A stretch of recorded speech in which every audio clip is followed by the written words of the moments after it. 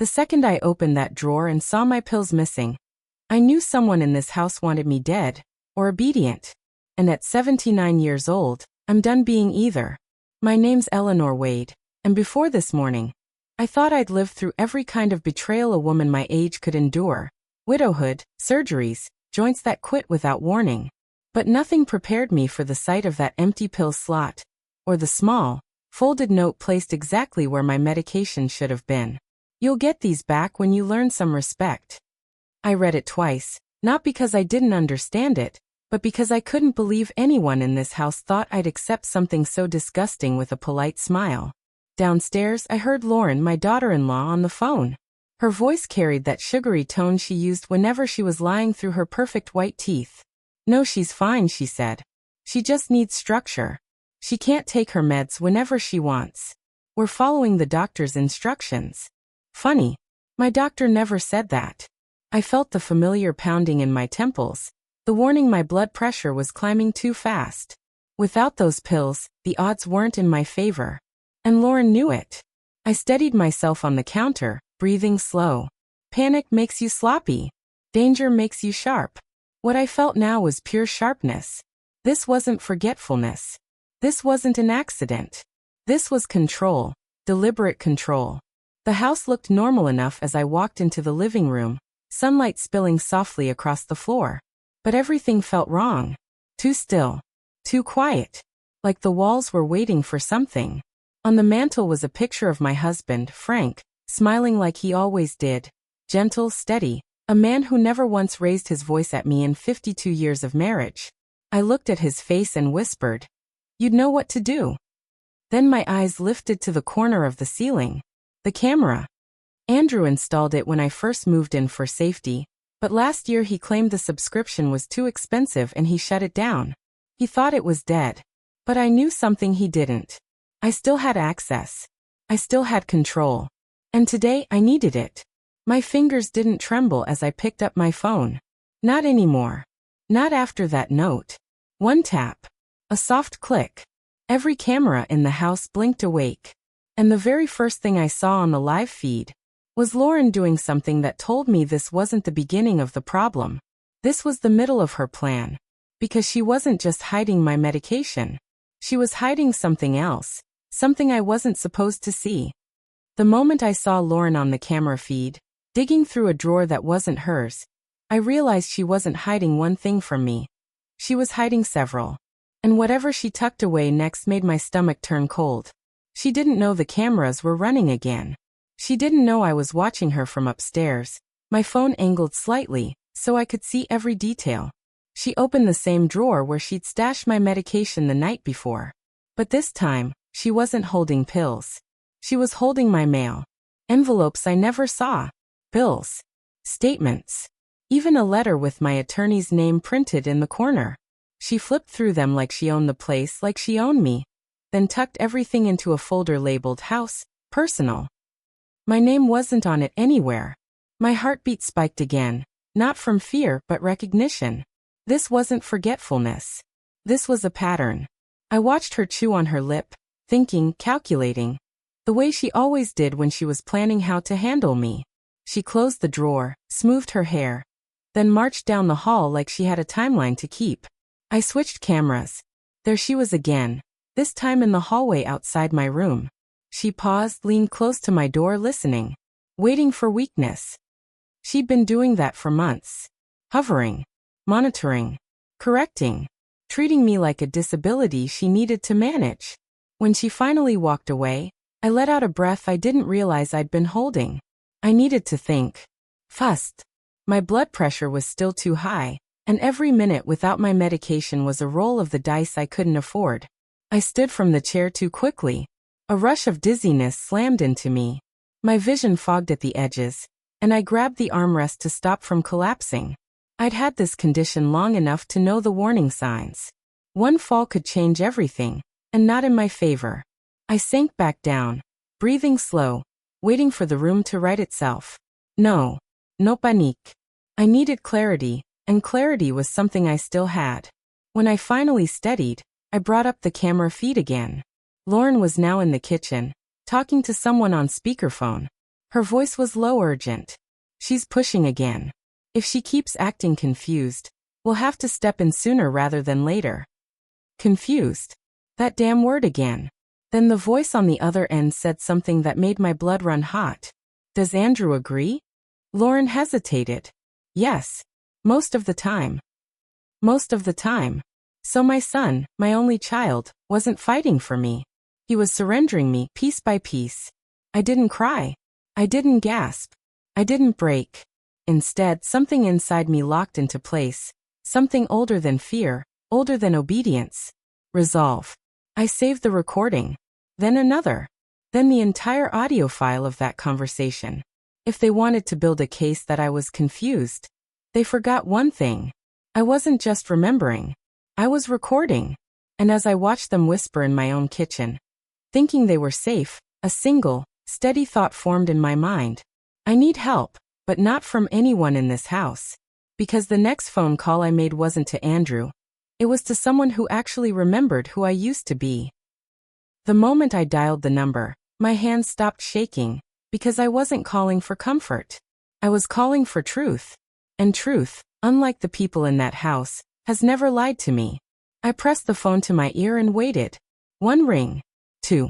My pulse thumped hard in my neck, not from panic but from the pressure climbing without the meds. Then a familiar voice answered. Mrs. Wade? This is Dr. Morris. He sounded surprised, and maybe a little worried. Good. Someone ought to be. Doctor, I said. I need to tell you something, and I need you to listen the first time. I heard a chair scrape on his end.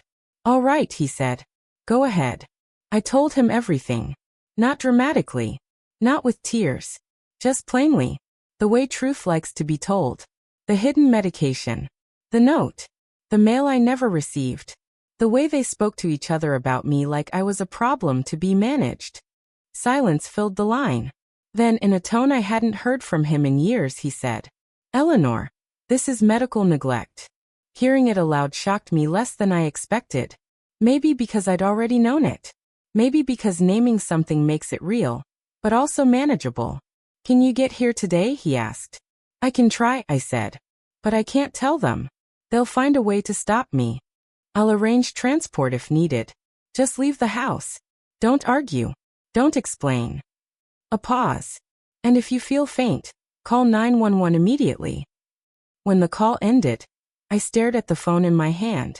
For the first time in months, someone spoke to me like I still had authority over my own life. Like I wasn't a fragile old woman who needed permission to breathe. I opened the camera app again. Lauren was in the living room, reorganizing things that didn't belong to her. Andrew hadn't returned from work yet. The house was quiet. Too quiet. A perfect kind of quiet. I stood, grabbed my coat, and opened my door slowly, careful not to let it creak. The hallway was empty. Good. I moved one step at a time, gripping the railing as the dizziness pulsed behind my eyes. The front door felt miles away, but I didn't stop. When I finally made it outside, the fresh air hit me like a blessing. I walked to the end of the driveway and kept going. Every step was proof that I still could. The medical transport arrived 5 minutes later.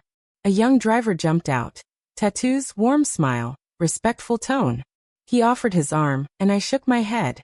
I need to walk on my own, I said. He nodded like he understood. Maybe he did. At the clinic, Dr. Morris met me in the hallway. The moment he took my blood pressure, his eyes widened. Eleanor, you weren't exaggerating. This could have turned serious. I gave a thin smile. It already was. He sat across from me. What do you want to do next? The question wasn't casual. It was an invitation. A doorway. I want documentation, I said. All of it. And you'll have it, he replied. But Eleanor, this doesn't end with medicine. You know that, right? I nodded. I knew exactly where it ended. Not in their house. And not under their rules. As I left the clinic, he said one more thing. Call someone you trust. There was only one person left on that list. And I already had their number. Because the person I was about to call wasn't my son. But someone who still believed I wasn't done fighting. I didn't call my son. I called the one person in this family who still looked me in the eye like I existed. My grandson, Jacob. And the second he picked up, I knew I'd chosen right. Grandma? You okay? Just hearing his voice loosened something tight inside me. Not really, I said. But I'm working on it. He lowered his voice. Where are you? You don't sound like you're at the house. I took a slow breath. I'm at the clinic.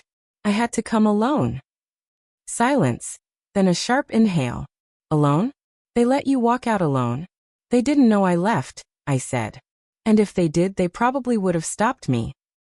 He swore under his breath. That boy never swore around me. Not once. That told me everything. Grandma, what's going on? So I told him. Not everything yet. I didn't have the strength for the whole story. But enough. The missing pills. The note. The way they talked about me like I was slipping mentally. The cameras. He didn't interrupt. He didn't doubt. He didn't treat me like I was confused. He listened. Really listened. Do you have proof? He asked quietly. Yes. And you're safe now?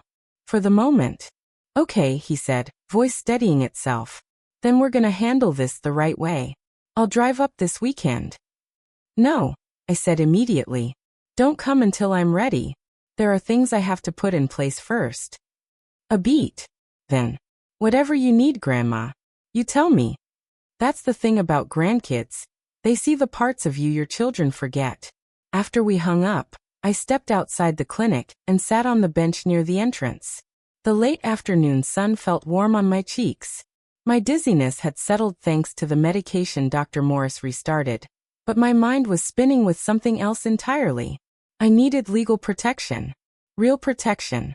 Not promises, not apologies. So I pulled out my phone again and scrolled to the contact list. There was a name I hadn't used in years, Attorney Samuel Royce. He handled estate work for Frank and me long before the fall, before Andrew convinced me to let them help. Just in case. Frank had said when we hired him. Funny how men who plan ahead end up saving you long after they're gone. I called. The line rang once. Mrs. Wade, he answered. It's been a while. I need your help, I said. And I need you to believe me. Then tell me what's happening. And I did. Fully this time. No softening it. No sugar coating.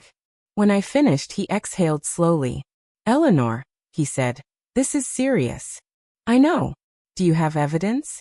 Ido. Then you have more power in this situation than you believe.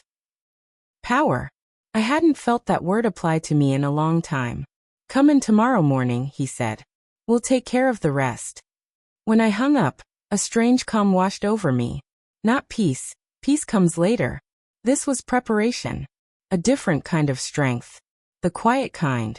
I stood and looked back toward the street that led to Andrew's house. The wind brushed my coat, and for a moment, I swear I felt Frank beside me. Almost like he was saying, keep going. You're not done yet. I turned away from the street and headed in the opposite direction. The direction of my own life. Because tomorrow everything was going to change. And the next morning, when I sat across from Attorney Royce, he told me something about my own house, something Andrew and Lauren never expected me to learn. The very first sentence Attorney Royce said to me wasn't a greeting. It was a bomb. Eleanor, did you know your house was never in Andrew's name to begin with? I blinked at him, stunned. Of course it isn't. Why would it be? He leaned forward, lowering his voice like the walls might be listening. Your son tried to access your documents last month. Bank accounts, property records, even your living trust. He wasn't successful, but he tried. A coldness crept through my chest. Not fear, something colder. Recognition. So they were planning this longer than I thought. He nodded. Likely. And based on what you've told me, their behavior isn't spontaneous. This is a pattern. I sighed. You're telling me. He pulled a stack of papers from his folder and slid them toward me. Good news first. Legally, everything is still yours. Your home, your accounts, your medical decisions. Nothing's been transferred. Nothing's been compromised. And the bad news? I asked. He hesitated. Your son and daughter-in-law appear to be preparing documentation to argue you're mentally declining. It's subtle, but the language matches. That word again. Declining. They'd been planting that seed for months. I felt my fingers curl against the armrest. I'm not declining, I said. I'm alone in a house with people who'd prefer me helpless. That's why we're acting now, he said. Before they try anything formal. He handed me another document, thicker this time. This revokes any assumed authority they think they have. It also names a new successor trustee. Someone you trust. I didn't even need to think on it. Jacob, I said. My grandson. He's the only one who's treated me like a person. Royce smiled gently. Then Jacob it is. We spent the next hour reviewing everything. My home ownership. My rights. My medical independence. My financial control. Every signature I added felt like stitching myself back together. By the end, he tapped his pen on the desk. Now comes the next step, Eleanor. What step is that? He looked me directly in the eyes. We secure your real home. The words hit me like a jolt. My house on Willow Lane? Yes, he said. It's vacant, intact, and legally yours, not theirs. There's no reason for you to stay in that environment another day. For a moment, my throat tightened. Not from sadness, from relief so sharp it almost hurt. I can go back, I whispered. You should go back, he corrected. And we'll make sure you do it safely. I'll arrange a locksmith today. New locks. New keys. Full control. My heartbeat steadied. For the first time in nearly a year, I felt the shape of freedom forming again. We'll file the notices to Andrew and his wife later today, he continued. They'll be surprised. Good. Let them be. Once the final papers were signed, I rose slowly, pressing my hand to the desk to steady myself. My body was older, yes, but my resolve was brand new. You ready for this, Eleanor? He asked. I gave a small, steady nod. Oh, I've been ready. I just needed the right moment. And the moment was now. As I stepped outside into the crisp morning air, I looked toward Willow Lane in the distance, the home that remembered me even when the people I loved did not. Tomorrow, I would walk through its door again. Tomorrow, everything would shift. But before tomorrow came, I had one thing left to do. Because before I left that house for good, I needed Andrew and Lauren to see the look on my face when they realized their control was over. I didn't walk back into that house afraid. I walked in ready. Ready for them to see the look on my face when they realized the leash they thought they had on me just snapped clean in half. Lauren was in the living room when I came through the door, standing with her arms crossed like she'd been waiting to interrogate me. She didn't even say hello. You were gone again, she snapped. Where did you go this time? I shut the door behind me slowly, deliberately. I went where I needed to. She blinked, thrown off by the calm in my voice. Calm is power. People forget that. She stepped closer, her eyes narrowing. You can't just disappear, Eleanor. You need to let us know where you're going. That word. Need. It rolled right off her tongue like she'd practiced it. I shrugged out of my coat.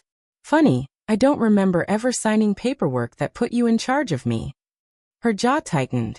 And just then, Andrew walked in from the kitchen, rubbing his forehead like he already knew he was in trouble. Mom, hey, he said. You should have told us you were leaving. Lauren was worried. Lauren shot him a look sharp enough to slice him in half. Worried? I repeated. What a choice of word. My son shifted on his feet the way he used to when he got caught lying as a kid. Mom, we're just trying to. No, I cut in.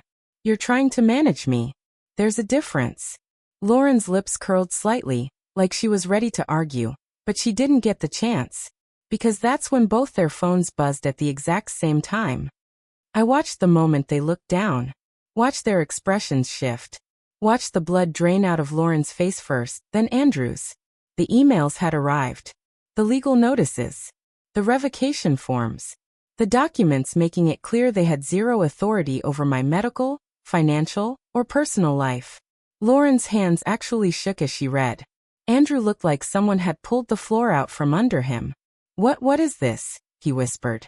Clarity, I said simply. You got an attorney? Lauren asked, voice cracking. Behind our backs? Behind your backs. I laughed dryly. Sweetheart, I had to. You were standing on mine. Andrew swallowed hard. Mom, but we were trying to help. No, I said again. You were trying to control. Silence. Thick and ugly. Lauren found her voice first. Eleanor, this isn't fair. You're blowing everything out of proportion. Really? I asked.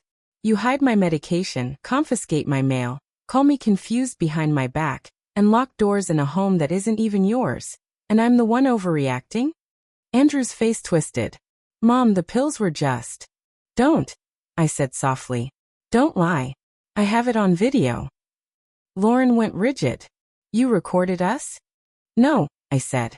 You recorded yourselves. You just didn't know the cameras still worked. Andrew covered his mouth with his hand, and for a brief moment, I saw guilt flicker in his eyes. Real guilt, not the performative kind. Mom, please, he said. Let's talk this through. We can talk, I said. But not here. Not tonight. And not while you're pretending you don't know exactly what you've done. Lauren stepped forward, her voice trembling now, finally dropping the confidence she'd wrapped herself in for months. So what happens now? I picked up my suitcase from the hallway corner. This, I said, now happens. Andrew's voice broke on the next word. You're leaving. Yes, I said. Tomorrow morning. And I won't be back. Lauren looked like she'd been slapped. Andrew looked like he wanted to argue but had no ground left to stand on. I walked past them toward my room, my suitcase rolling behind me. Behind me, I heard Lauren whisper desperately, Andrew, what do we do now? And Andrew answered, quiet, defeated, small. I don't know. The funny thing is, I did. Because the next morning, when I left that house for good, they didn't take it quietly. I knew they wouldn't let me leave quietly, but I didn't expect both of them standing at the bottom of the stairs like they were guarding the exit. Like I was a flight risk. Like I wasn't the one who owned the damn house they'd trapped me in. I came down slowly, suitcase rolling behind me. My hip ached, but my mind had never felt clearer. Andrew's face was pale. Lauren's was red and tight around the mouth. Mom, Andrew started, stepping forward. Can we please talk before you go? I kept walking. We talked. You just didn't like the conversation. Eleanor, Lauren said sharply, this is impulsive. You're upset. You're not thinking straight. I stopped on the last step and looked her dead in the eyes. Lauren, I haven't acted impulsively since the Nixon administration. I know exactly what I'm doing. That shut her up. Andrew sighed, running a hand through his hair the way he does when he's overwhelmed. Mom, we were trying to help. Help, I said. You hid my medication. You controlled my schedule. You talked about me like I couldn't walk or breathe without your approval. His mouth opened, then closed again. They never had good answers. Just excuses dressed up as concern. I stepped onto the main floor. Move, I said. Neither of them did. Lauren planted her feet. If you walk out that door, you're going to regret it. I laughed, actually laughed. Honey, the only thing I regret is trusting you for as long as I did. Andrew reached out, lightly touching my arm. Mommy, please don't leave like this. I gently pulled my arm away. I'm not leaving like anything. I'm returning to my life. There's a difference. He looked down, shoulders sinking. It was the first honest reaction I'd seen from him in months. I messed up, he whispered. It wasn't enough. Not even close. But it was something. Lauren turned on him immediately. Andrew, don't admit anything. We didn't do. Stop, he said, his voice low. Just stop. She stared at him like she couldn't believe he'd spoken back. I walked past both of them and reached for the front door. I could feel their panic behind me. Heavy, frantic, and a little pathetic. When I opened the door, fresh air rushed in. Freedom. It felt different now, earned. But just as I stepped outside, Lauren grabbed my suitcase handle. We're not finished, she hissed. I turned back, calm as a still lake. Oh, sweetheart. We were finished the moment you decided you owned me. Her grip tightened. You can't just walk out. I yanked the suitcase away with a surprising amount of strength. You don't get to tell me what I can or can't do anymore. Legally or otherwise. Andrew's voice trembled. Mom, where will you go? Home, I said. My home. He swallowed hard. But it's not safe there alone. Funny, I said. I was safer alone than here. With that, I walked down the driveway. Neither of them followed. Not yet. But when I reached the street, I heard Lauren whisper something panicked, sharp, frantic, desperate. "We need to get ahead of this." Andrew answered quietly, voice cracking. "How? She has everything." No, I thought. Not everything. Not yet. Because the one thing they hadn't seen, the one thing that would end this fight for good, was waiting for me on Willow Lane. And the moment I opened the door to my real home, I realized I wasn't arriving alone. I knew something was off the second I stepped onto my porch. My house felt too alert, like it had been holding its breath waiting for me. And when I opened the door, I realized I wasn't walking into an empty home. Someone had already been inside. The familiar scent, cedar floors and old books, was still there, but the air felt disturbed, unsettled, like footsteps had passed through recently. I set my suitcase down quietly, every sense sharpened. "Hello," I called out, even though I already knew better. You don't live nearly 80 years without learning the difference between silence and hiding. No answer. I walked slowly through the hallway. Nothing looked ransacked, nothing broken, nothing stolen. That was worse. A stranger steals. A familiar person snoops. I checked the living room first. The curtains were open, even though I always kept them half drawn. A small detail. But details tell stories. In the kitchen, one of my coffee mugs was moved an inch to the left. I hadn't lived here in almost a year, but I'd spent decades knowing exactly where everything belonged. Someone had been here. Recent enough that the air still felt unsettled. I exhaled slowly, steadying my nerves. "You're okay," I whispered to myself. "This is your house." I walked toward the stairwell, stopping halfway when I noticed something I knew I hadn't left behind. A faint muddy footprint. Just one. Leading toward my office. My stomach tightened. Not fear. Fury. I opened the office door. Everything looked normal, for a moment. Then I saw it. My desk drawer slightly open, just an inch. Inside that drawer were documents, old insurance papers, property records, the things Frank and I kept locked away for decades. Someone had touched them. No, someone had looked for something. I walked inside, touched the drawer, and felt a faint warmth in the metal handle. Someone had been here within hours. My mind went through the suspects like flashcards. A burglar? No, they would have taken something. A neighbor? No one had a key. That left only one possibility, and I hated that it made so much sense. Before the thought fully settled, my phone buzzed. A text from an unknown number.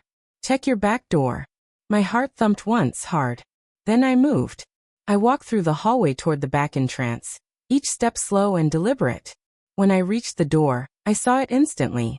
The lock was scratched. Not broken, tested. Like someone had tried to see if it would open. Someone who wasn't brave enough to force it. Someone who thought I wouldn't notice. My blood ran cold, but my mind stayed sharp. I texted back. "Who is this?" The reply came so fast it made my heart stutter. "Someone who knows what they're trying to do to you." I froze.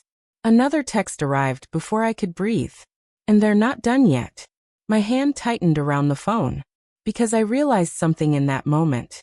Whoever was warning me, they weren't lying. And 10 seconds later, when the knock hit my front door, I knew exactly who had come back for another round. The knock on my front door didn't sound like a visitor. It sounded like a warning. 3 heavy hits, spaced out just enough to say, "Open up. We know you're in there." I froze in the hallway, heart thudding in my ears but my mind razor sharp. Whoever texted me just seconds ago clearly wasn't lying. Someone was here, and they damn sure weren't stopping at a scratched lock. The knocking came again. Louder this time. I stayed perfectly still. Then a voice followed, Andrew's. "Mom, can you open the door?" My entire body went cold. He shouldn't have been here. He had no reason to be here. Not this fast. Not without a plan. I moved quietly to the peephole. There he was, hands in his jacket pockets, face tight, anxious, eyes darting around like he was being watched. I didn't open the door. "Mom," he called again, voice strained, "please. I just want to talk." Talk. That word meant nothing anymore. I kept my voice steady. "We talked yesterday, Andrew. You didn't listen." He exhaled sharply and lowered his head. Just let me in. 5 minutes. That's all. No, I said simply. He leaned closer to the door, his forehead nearly touching the wood. This isn't safe for you. Being alone like this. You don't understand. I understand perfectly well, I snapped. I understand a hell of a lot better than you think. He stiffened. Lauren's SUV suddenly pulled up behind his car, tires crunching loud against the gravel. She jumped out, storming up the walkway. You're seriously doing this, Eleanor? She yelled. You're locking us out of your house? My house, I corrected. She scoffed, throwing her hands up. This is ridiculous. Andrew tried to hush her, but Lauren never listened to anyone, not even herself. We drove all the way here to check on you, she continued. We thought you might have fallen or... Oh please, I said. Try a different script. Her face reddened, and for a moment, I swear she forgot how to breathe. Andrew put his hand on her arm. Lauren, not like this. Then he leaned toward the door again. Mom, we know what you did. I didn't reply. Not yet. He swallowed hard. You filed papers. You changed everything. You revoked every piece of control you should have never had in the first place, I said. Lauren snapped. You can't do that. You can't just cut us out. I actually laughed. Watch me. That pushed her over the edge. She lunged toward the doorknob like she might bust in. But Andrew grabbed her. Stop. She'll call the cops. Oh, I will, I said. In a heartbeat. That shut her up. Andrew stepped back, running a hand down his face. He looked exhausted. No, defeated. Mom, he said quietly. Just tell us who else is involved. That pierced the air like a needle. What? I asked. We know someone's been helping you, he said. There's no way you did all this alone. Lauren chimed in, smirking like she'd just uncovered a secret. Who's texting you? You've been acting weird since yesterday. Someone's feeding you ideas. I didn't answer. Because I didn't know who the mystery texter was either. But the fact that they knew I had one. My stomach knotted. How do you know I'm getting texts? I asked slowly. They exchanged a look. The kind people share when they've been caught but aren't ready to admit it. Andrew cleared his throat. We just assumed. Liar. Lauren folded her arms. If you don't let us help you, someone else will take advantage of you. We're trying to protect you. By breaking into my home? I said. By tracking my phone? Her eyes widened, but not with guilt, more like surprise that I'd caught on. Before either of them could respond, my phone buzzed again in my hand. A new text. Same unknown number. And when I read it, I felt my entire body freeze. Don't open the door. They're not the only ones coming. I lifted my gaze to the door, to Andrew and Lauren standing on the other side, arguing, panicking, plotting, completely unaware of what was coming next. For the first time all day, real fear crept up my spine, because the danger waiting for me wasn't them. It was the person coming up my driveway behind them. I didn't see the danger until it stepped out from behind Lauren's SUV, because the real threat wasn't the people pounding on my door. It was the one quietly watching them. And watching me. At first, I only saw the shadow stretching long across my driveway. Slow. Deliberate. Too calm for the chaos happening in front of my porch. Andrew and Lauren were still arguing, faces flushed, words slamming into each other. But they didn't notice the figure walking up behind them. I did. A tall man in a dark jacket, hands in his pockets, head angled slightly like he'd been following the entire situation with interest. Not fear. Not confusion. Interest. My pulse thudded hard. I gripped my phone, checked the last message again. They're not the only ones coming. Andrew finally glanced over his shoulder, then froze. Dad, he whispered. My breath caught in my throat. The man walking up the drive wasn't a stranger. It was Frank's brother, Calvin. A man I hadn't seen in years. A man who only ever showed up when trouble was already burning. And he wasn't smiling. Lauren stepped back like she'd been slapped. What is he doing here? Calvin reached the bottom of the steps and looked up at me, straight through the door window, his eyes sharp, alert, too knowing. Eleanor, he said, voice low. You need to open the door. I shook my head. No. Not today. Andrew's voice cracked. Uncle Cal, We didn't call you. I know, Calvin said. Doesn't matter. I'm here. Something about his tone was different. Too steady. Too prepared. Like he already knew what was happening inside this family. And came for a reason. Lauren crossed her arms. This isn't your business. Calvin shot her a look that could have split stone. When you start messing with Eleanor, it becomes my business. Andrew swallowed hard. Mom, please just let us in. We can figure this out. I steadied my breath. Everything, the broken trust, the stolen mail, the cameras, the legal papers, had led to this moment. No, I said again, louder this time. This is done. Lauren stepped forward. You can't just. But Calvin cut her off. Yes, she can. And she will. Then he looked back at me through the door. Eleanor, let me say this so you hear it clearly. You're safe. No one's taking anything from you again. His words hit something deep inside my chest. Because for the first time in a long time, a voice in this family wasn't dismissing me. It was defending me. Andrew's shoulders slumped. Lauren looked like she might combust.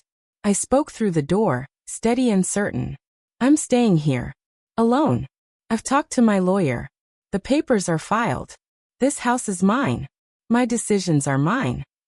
Calvin nodded slowly, like he'd been waiting a long time to hear me say something like that. Lauren scoffed. This is ridiculous. She can't live alone. She's. I cut her off sharply. I'm not confused. I'm not declining. And I'm not yours to manage. Silence spread across the driveway like a cracking glass. Andrew finally whispered, Mom, I'm sorry. It wasn't enough to undo everything, but it was real. And real mattered. I know, I said softly. But that apology belongs to the woman I was, not the one I am now. Lauren tugged at his sleeve. Andrew, let's go. And for once, he listened to her for the right reason. He turned defeated and walked toward the car. Lauren followed, angry steps echoing across the pavement. Calvin stayed behind until they drove away. Then he looked at me through the window and nodded once. Just once. A simple, solid promise. You're not alone. I unlocked the door only enough to speak to him clearly. Thank you, I said. He tipped his head. You call me if anything changes. Anything at all. I will. He walked back to his truck, and I closed the door gently. Locked it. Secured it. My house was quiet again. But not the frightening kind of quiet. The peaceful kind. The kind you earn. I took a long breath, looked at my living room, the place that held my memories, my freedom, my life, and whispered to myself, you made it home. And for the first time in months, I believed it. If you like this story, make sure to hit that like button, drop a comment, and subscribe for more.